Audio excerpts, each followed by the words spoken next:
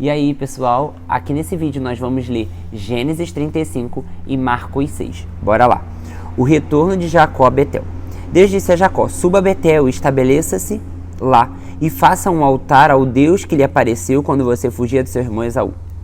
Disse, pois, Jacó aos da sua casa e a todos os que estavam com ele: livrem-se dos deuses estrangeiros que estão entre vocês, purifiquem-se e troquem de roupa. Venha, vamos subir a Betel, onde farei um altar ao Deus que me ouviu no dia da minha angústia e que tem estado comigo por onde eu tenho andado. Então entregaram a Jacó todos os deuses estrangeiros que possuíam, os brincos que usavam nas orelhas, e Jacó os enterrou ao pé da grande árvore próxima a Siquém. Quando eles partiram, o terror de Deus caiu de tal maneira sobre as cidades ao redor que ninguém ousou perseguir os filhos de Jacó. Jacó e todos os que com ele estavam chegaram à Luz, que é Betel, na terra de Canaã. Nesse lugar construiu um altar e lhe deu o nome de El Betel, porque ali Deus havia se revelado a ele quando fugia do seu irmão. Débora, ama de Rebeca, morreu e foi sepultada perto de Betel, ao pé do carvalho, que por isso foi chamado Alon-Bacute. Depois que Jacó retornou de Padã-Arã, Deus lhe apareceu de novo e o abençoou, dizendo: seu nome é Jacó, mas você não será mais chamado Jacó, seu nome será Israel. Assim lhe deu o nome de Israel. E Deus ainda lhe disse: eu sou o Deus Todo-Poderoso. Seja prolífero e multiplique-se.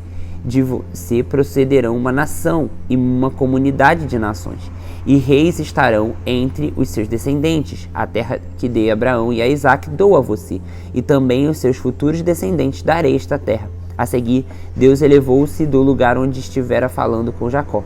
Jacó levantou uma coluna de pedra no lugar que Deus lhe falara, e derramou sobre ela uma oferta de bebidas, e a ungiu com óleo. Jacó deu o nome de Betel ao lugar onde Deus tinha falado com ele. Eles partiram de Betel, e quando ainda estavam a certa distância de Efratá, Raquel começou a dar à luz com grande dificuldade, e enquanto sofria muito, tentando dar à luz, a parteira lhe disse: não tenha medo, pois você ainda terá outro menino. Já a ponto de sair-lhe a vida, quando estava morrendo, deu o filho o nome de Benoni, mas o pai deu-lhe o nome de Benjamim. Assim morreu Raquel e foi sepultada junto do caminho de Efratá, que é Belém. Sobre a sua sepultura, Jacó levantou uma coluna, e até o dia de hoje aquela coluna marca o túmulo de Raquel. Israel partiu novamente e armou acampamento adiante em Migdal-Éder, na época em que Israel vivia naquela região. Ruben deitou-se com Bila, concubina de seu pai, e Israel ficou sabendo disso. Jacó teve 12 filhos. Estes foram seus filhos com Lia: Ruben, o filho mais velho de Jacó, Simeão, Levi, Judá, Isacar e Zebulon. Esses foram os filhos com Raquel: José e Benjamim. Esses foram os filhos de Bila, serva de Raquel: Dan e Naphtali. E esses foram os filhos de Zilpa, serva de Lia, Gade e Asser. Foram esses os filhos de Jacó, nascidos em Padã-Arã, perto de Quiriate-Arba, que é Hebron, onde Abraão e Isaque tinham morado. Isaque viveu 180 anos, morreu em idade bem avançada e foi reunido aos seus antepassados, e os seus filhos Esaú e Jacó o sepultaram. Agora vamos lá para Marcos.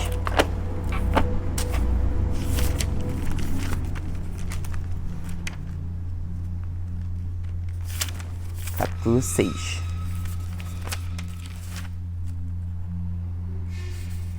Marcos 6. Um profeta sem honra.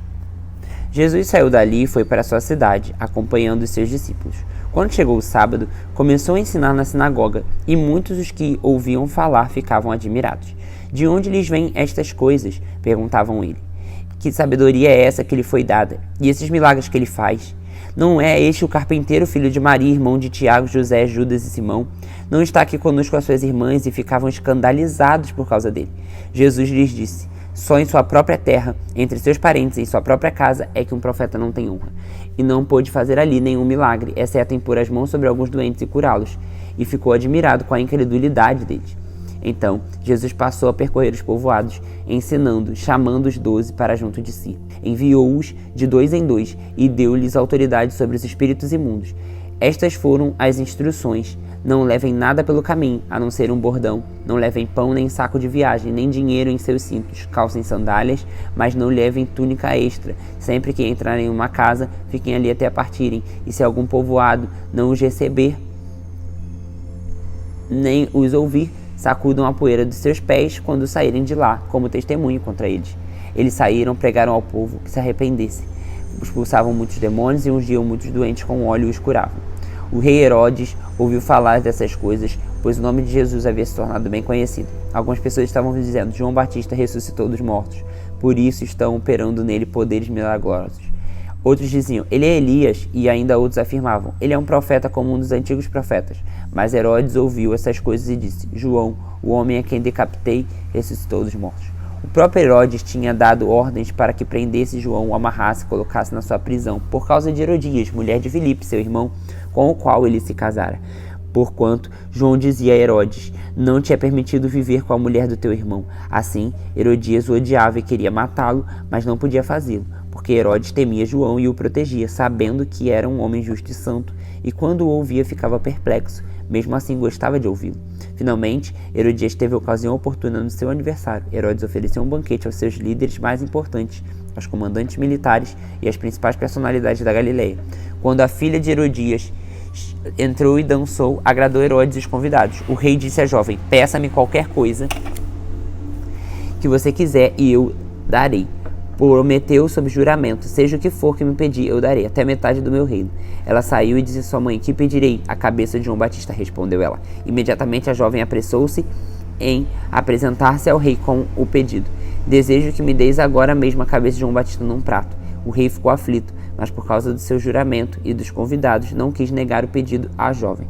Enviou, pois, imediatamente um carrasco com ordens para trazer a cabeça de João. O homem foi e decapitou João na prisão, trouxe sua cabeça num prato. Ele a entregou à jovem e esta deu à sua mãe. Tendo ouvido isso, os discípulos de João vieram e levaram seu corpo e o colocaram no túmulo. Os apóstolos reuniram-se a Jesus e lhe relataram tudo o que havia feito e ensinado. Havia muita gente indo e vindo, a ponto deles não terem tempo para comer. Jesus disse: venham comigo para o lugar deserto e descansem um pouco. Então eles se afastaram num barco para um lugar deserto. Mas muitos os viram se retirar e, tendo reconhecido, correram a pé todas as cidades e chegaram lá antes deles. Quando Jesus saiu do barco, viu grande multidão e teve compaixão deles, porque eram como ovelhas sem pastor. Então começou a ensinar-lhes muitas coisas. Já à tarde, por isso, os discípulos se aproximaram dele e disseram: este lugar deserto já é tarde, manda embora esse povo para que possa ir aos campos e povoados comprar algo para comer. Ele, porém, respondeu: deem vocês algo para ele comer. Eles lhe disseram: isso exigirá 200 denários. Devemos gastar tanto dinheiro em pão e dar-lhes de comer? Perguntou ele: quantos pães você tem? Verifiquem. Quando ficaram sabendo, trouxeram 5 pães e 2 peixes. Então Jesus ordenou que fizessem todos os sentarem em grupos na grama verde. Assim, eles se sentaram em grupos de 100 e de 50. Tomou 5 pães e 2 peixes, e olhando para o céu, deu graças e partiu os pães. Em seguida, entregou os seus discípulos para que servissem o povo. Também dividiu 2 peixes entre todos eles. Todos comeram e ficaram satisfeitos. E os discípulos recolheram 12 cestos cheios de pedaços de pães e de peixes. Os que comeram foram 5.000 homens.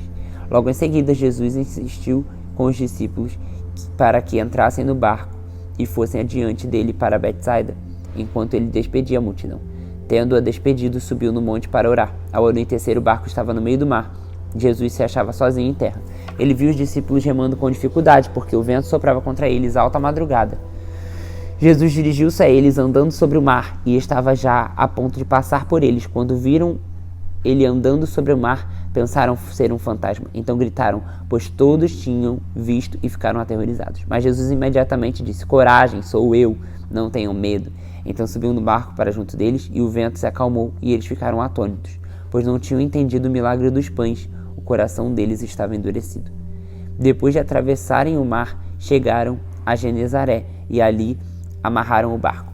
Logo que desembarcaram, o povo reconheceu Jesus. Eles percorriam toda aquela região e levavam os doentes em macas para onde ouviram que ele estava.